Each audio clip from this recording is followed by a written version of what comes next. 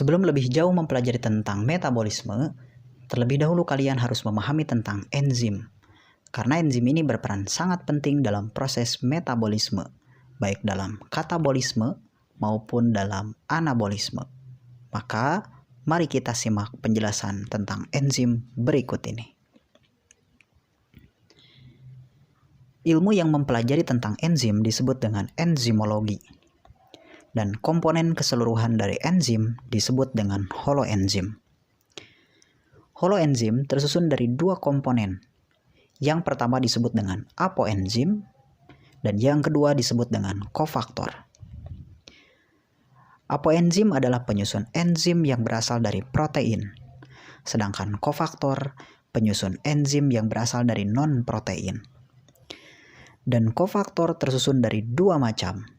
Yang pertama ada yang disebut dengan koenzim dan yang kedua disebut dengan gugus prostetik. Koenzim tersusun dari senyawa organik, sedangkan gugus prostetik tersusun dari senyawa anorganik. Pada enzim terdapat sisi aktif. Sisi aktif adalah tempat berikatan dengan substrat pada saat terjadi reaksi. Sedangkan bagian selain dari sisi aktif disebut dengan alosterik.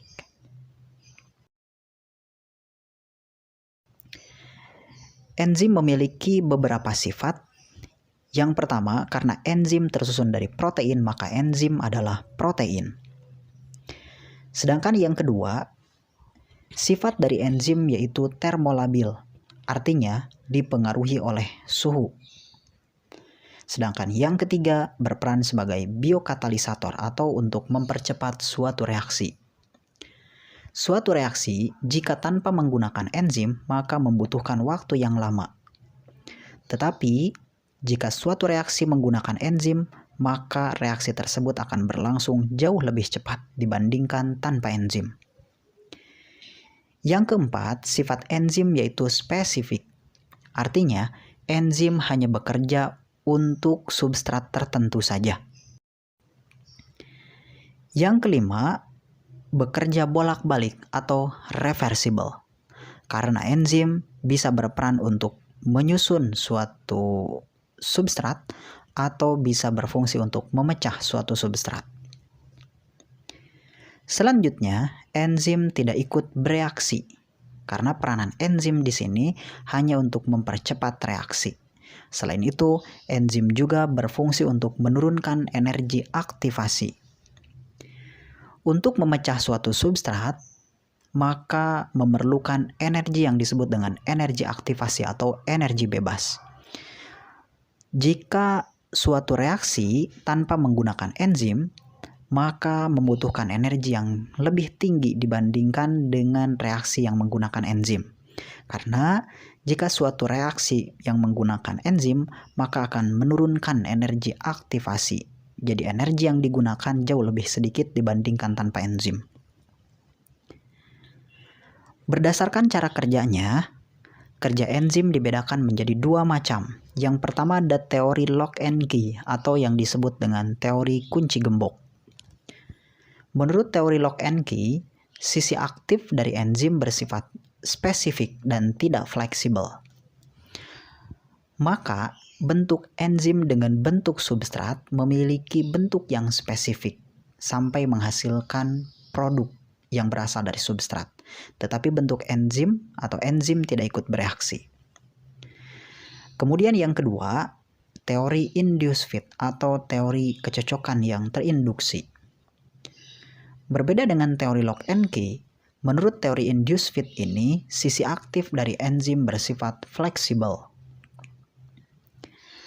Meskipun bentuk enzim dengan bentuk substrat tidak pas, tetapi enzim akan menyesuaikan bentuknya dengan bentuk substrat, sehingga terjadi reaksi untuk menghasilkan produk yang diinginkan. Kemudian ada faktor yang mempengaruhi terhadap kerja enzim. Faktor-faktor yang mempengaruhi terhadap kerja enzim dibedakan menjadi beberapa macam. Yang pertama yaitu suhu. Karena tadi di awal sudah disebutkan bahwa enzim bersifat termolabil. Untuk manusia, suhu optimum untuk kerja enzim di kisaran 35 sampai 40 derajat Celcius. Meskipun pada bakteri tertentu ada yang mampu mencapai 70 derajat Celcius untuk suhu optimumnya. Selain suhu ada pH atau derajat keasaman. Enzim hanya bekerja pada derajat keasaman tertentu, tergantung jenis enzimnya. Karena umumnya enzim bekerja pada pH antara 6 sampai 8. Tetapi ada juga enzim yang bekerja dalam kondisi asam. Seperti enzim-enzim yang ditemukan di lambung, ada pepsin dan juga renin. Kemudian ada juga enzim yang efektif hanya dalam kondisi basa. Contohnya enzim-enzim yang ditemukan pada usus 12 jari, seperti tripsin dan juga amilase. Maka enzim yang efektif dalam kondisi asam tidak bisa bekerja dalam kondisi basa. Begitupun kalau enzim yang bekerja efektif dalam kondisi netral itu tidak bisa bekerja dalam kondisi asam maupun basa. Selain derajat keasaman atau pH, juga ada konsentrasi.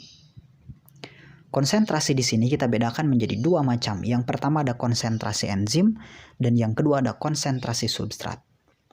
Semakin banyak enzim sedangkan substratnya sedikit, maka reaksi akan berjalan sangat cepat. Begitupun sebaliknya, jika substratnya banyak tetapi enzimnya sedikit, maka reaksi akan berjalan lambat. Yang terakhir yaitu inhibitor atau penghambat. Penghambat di sini kita bedakan menjadi 3 macam. Yang pertama ada yang disebut dengan inhibitor kompetitif. Inhibitor kompetitif akan bersaing dengan substrat untuk menempati sisi aktif dari enzim. Sehingga jika inhibitor sudah menempati sisi aktif enzim, substrat tidak mampu bereaksi dengan enzim. Yang kedua, inhibitor non-kompetitif. Inhibitor non-kompetitif tidak menempati sisi aktif dari enzim, tetapi menempati bagian allosterik dari enzim, sehingga mengubah bentuk dari sisi aktif enzim. Jika sudah berubah, maka substrat tidak bisa bereaksi dengan enzim. Dan yang terakhir disebut dengan inhibitor umpan balik. Nah, inhibitor umpan balik ini sebenarnya berasal dari produk hasil dari reaksi yang menghalangi sisi aktif enzim, sehingga substrat yang akan direaksikan tidak mampu menempati sisi aktif dari enzim sehingga tidak terjadi reaksi. Nah, itulah yang disebut dengan inhibitor. Itulah penjelasan mengenai struktur enzim, kemudian sifat enzim, cara kerja enzim, dan juga faktor yang mempengaruhi terhadap enzim.